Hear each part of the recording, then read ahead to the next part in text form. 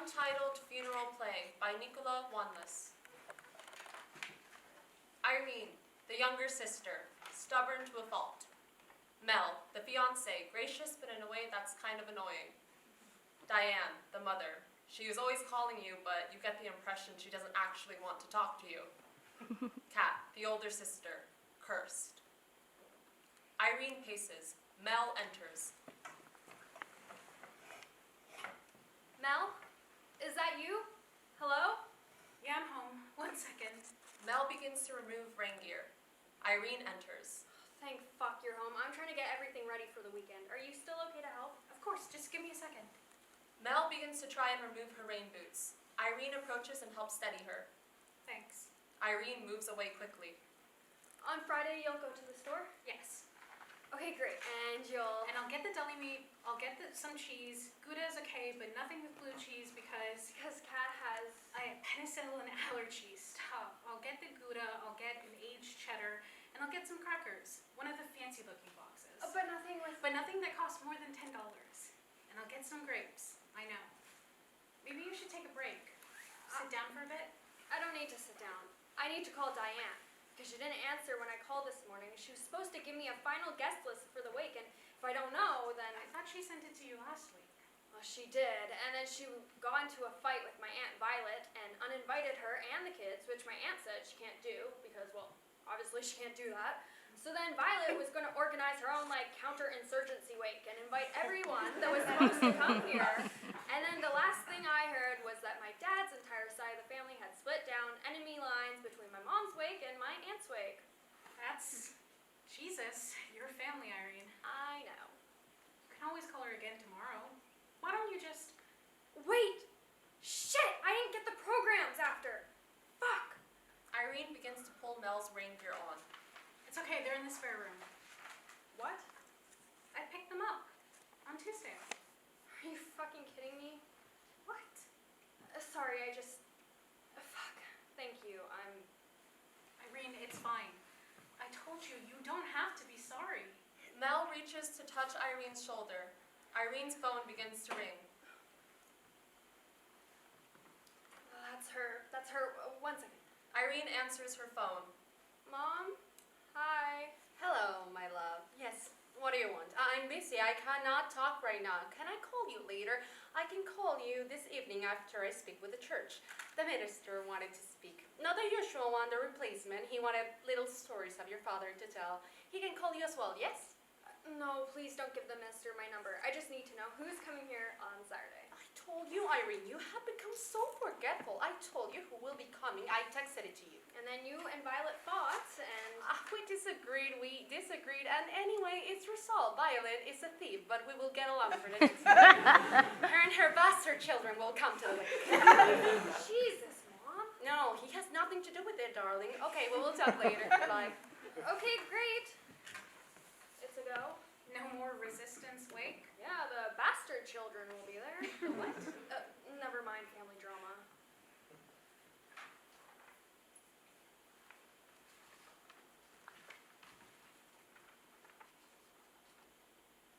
In public, he was reserved.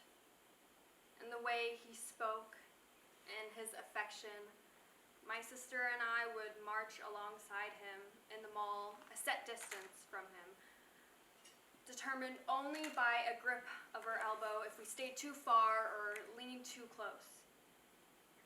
But in private, after an ouzo, with the tar of tobacco still clinging to his mustache, he changed. In the rough accent of his English, he would tell us about his village, or the war, or our mother. More often, though, he'd tell us about the dogs he saw race, the odds to bet, for and against, a memorized sports commentary on who pulled ahead and who dropped behind, about the dogs that broke late and the ones forced out by the pack. He took us once. I was 7. Kat was 9. The stadium was all manure stench and rancid beer, sticky pull-away of the cement steps, some combination of the two. When they paraded the dogs out, Kat and I marveled at them. The long, awkward limbs, tucked in and stretched out as they moved. When they ran, it was like a rolling sea as their backs hunched and unhunched. There was meant to be 8 races, but in the 5th one of the dogs got caught in the crush of dead heat. Unwatched, I had left to wander the stands and didn't see it happen, but Cat did.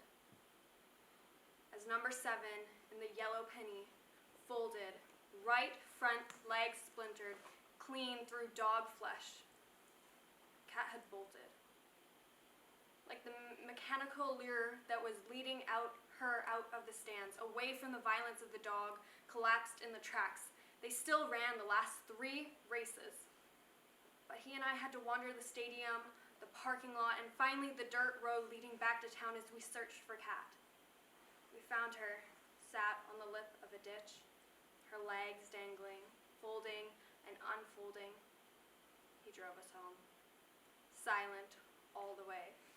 His late race betting slips folded and useless in the passenger seat cup holder. Irene and Mel sit on the bed in the spare room, folding funeral programs. The bed looks recently slept in, and there's dirty clothing scattered around the room.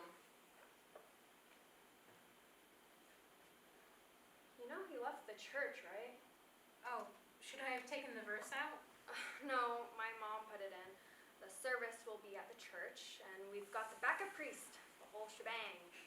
Her late husband can be a lapsed Christian all he wants, but as far as she's concerned, this is her last chance to get him back in. Or at least convince the family that she did. Exactly. She actually asked if we'd consider getting married in the church. I don't think they allow that. They don't. She tried to convince the priest multiple times. I've always said your mom's a great ally. Irene goes to lean into Mel. She catches herself, leans away, and continues to fold the programs. Irene, What? you're allowed to touch me. I don't want to. I don't know why you're so insistent on punishing yourself. You're grieving. Don't tell me what I'm doing. I'm fine.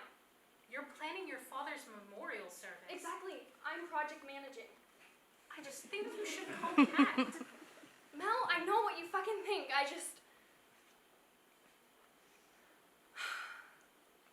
Just not right now, please. All right. They continue to fold in terse silence. A moment passes. Irene's phone begins to ring again. Irene rolls her eyes at the caller ID. Aren't you supposed to be talking to Father Pavlokas? He's young. He has no respect for the time of others. 15 minutes ago, he was supposed to be here to discuss sums for your father. Father Lambros is always punctual. Well, Father Lambros only runs services for people who are actually in the church. I'm calling because Maria wants to know why you have not asked her to carry her the week. Irene stands from the bed and begins to pace the room. Mom, I told you, Mel and I can handle it. There's not enough people to fully cater, and she's expensive. Oh, Marie is a good cook. Her son and Katerina are still very good friends. And whenever she eats here, it's all I hear about for weeks on end. Her dolmens and her calf takes and on and on and on. Look, I can get Mel to pick up some dolmens if it's that important. I think Whole Foods has some. Speaking of Katerina, have you called her? What? No. She's not doing well. She's troubled. Sure. Do you want us to get the dolmens? I don't have time. With the arrangements, I'm making calls every day. Katerina wants to talk for hours and hours, and I really don't have the time. Okay, but you keep calling me. Father Pavlokas is here. Do not get store-bought dolmens. Goodbye, Irene. Wait, Mom! Diane hangs up. If just one member of my family could stop making this harder than it needs to be, just one. Maria wants to cater. No, she wants to charge me for a rush fee for catering my own father's wake. The actual food is secondary to her. Do you know where our cookbooks went? Kitchen cupboard over the microwave. Great. Irene leaves the guest bedroom and goes into the kitchen. She starts to search through cookbooks, moving them around as she looks. Mel follows her and watches. I did have those organized. There's some Hellenic Society something cookbook I got from Diane. It's the same recipe Maria uses. I'll just make the dolmens myself. You don't like dolmens, and you can't cook. I can cook. Irene begins pulling cookbooks off the shelves and dropping them on the counter and the floor. Mel stands back, watching. Should I pick up grape leaves and lamb with everything else on? Yes, but get beef. It's cheaper. God, where is it? Can I look? Yes, fine. You look. Mel walks over and looks through the remaining cookbooks in the cupboard. Are we sure we moved it with the other cookbooks? Why wouldn't we have?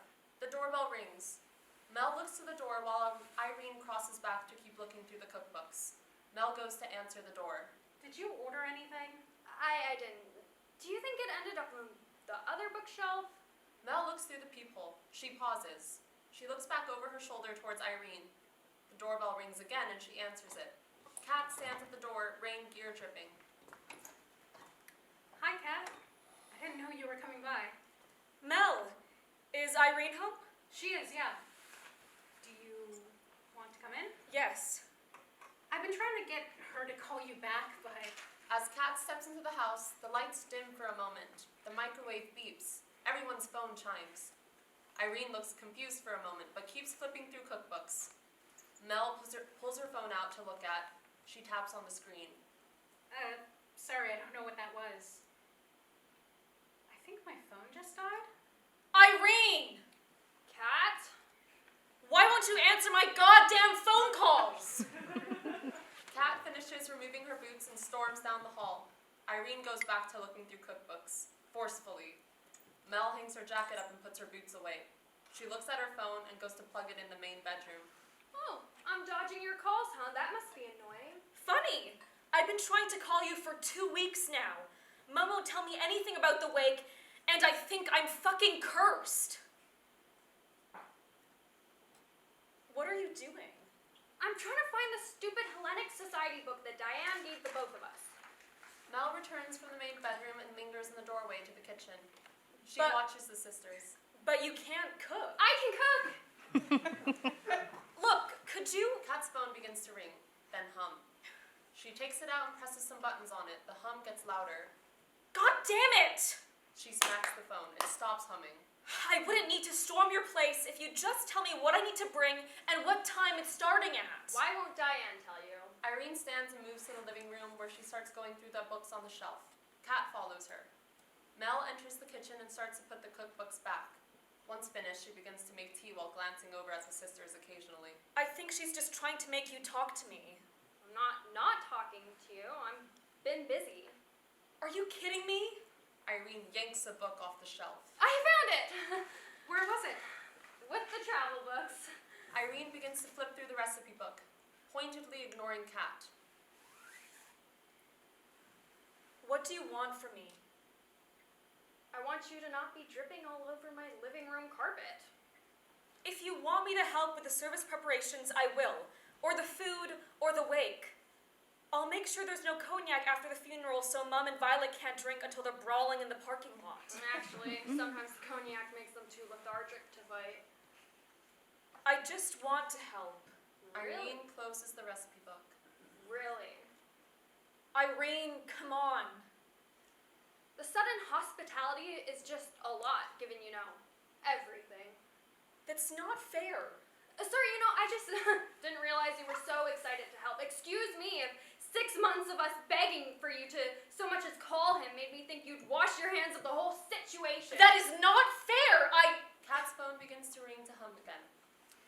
She immediately pulls it out to deal with it. It draws Irene's attention this time, who watches Kat hit her phone, trying to shut it up. Yeah, I don't think that's gonna fix it. The humming gets louder. The lights in the room dim, then brighten. The television clicks on. A sports program begins to play on the screen with the reporter narrating the betting odds of a dog named Roger Run. What the fuck? Irene grabs the remote and tries to click the television off. It continues to play. Shit, sorry. Here. She takes the remote from Irene. She tries to turn it off. It remains on. Mel comes from the kitchen to see what's going on. Maybe just unplug it? Excuse me? Are you guys watching something? No, Kat's irradiating our place and the TV won't turn off. Kat walks over and unplugs the television. It turns off. I told you I'm cursed. You're cursed? What did you do to our house? It'll be fine once I'm gone. It's me that it's following. I can't even go to the goddamn laundromat because I keep blowing out all the machines. Why are you cursed? She's not cursed. I think It's Dad.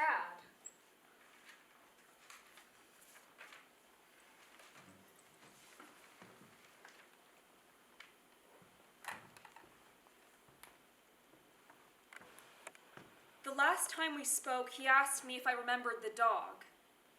It was in the early days of the divorce, when he'd still call every 3 days asking Mom where things were in the house. The remote was gone, the spare batteries were missing. Did she take the linen bedding when they'd agreed she'd take the cotton? He wasn't very good at being divorced. The space they'd carved out in the house was alien to him, without her there to navigate it. Every week or so, Irene or I would go over, loaded up with food we told her she shouldn't send him, and items he'd reclaim, like the linen sheets.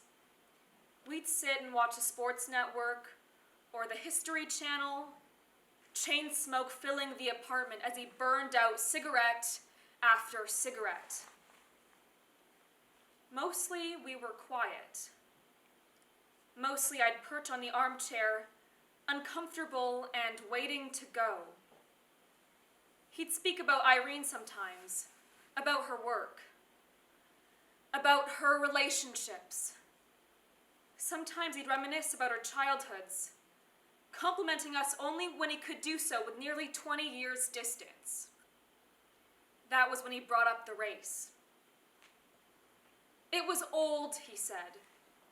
You might not remember now, you were so young when it happened. But it was graying around the muzzle, a near geriatric mutt with cataracts starting to form. And outside of the racetrack, there wouldn't have been much life for it anyway. It wouldn't have known what else to do with itself. It wasn't anything new. You're constantly trying to reconcile it all, reminding yourself to be patient, to be understanding, to be his daughter. Maybe it was that he brought up the dog. Maybe it was because he never blamed me for having to leave that day. But when I was 14 and out from school for a week with a stomach flu, he didn't speak a single word to me the entire time. All because he found out that Irene had made honor roll and I was failing biology. A delirious 7 days when I swear my membranes were all failing as every atom of me curdled into puke and shit and a fever that I sweat out for 3 nights, while his voice echoed from somewhere else in the building like a haunting. Maybe it was that I knew Irene would come in the next few days to drop off leftover split pea soup from Mom, and she'd sit and laugh as they talked about me dropping out of my PhD program. But she'd never know the contempt that entered his voice when he spoke about Mel. I don't know. It felt like if you lined up the things he'd done for me and the things I'd done for him, that was a moment we hit even. The transaction was cashed out. So I didn't go back. I didn't return his calls. For 5 months, I didn't return anyone's. I called it quits on all of them. I embittered myself in a studio apartment with a telemarketing job and my cat. When Mel proposed to Irene, I showed up at their engagement party, tail between my legs. He wasn't there. And I think that was a final moment for me.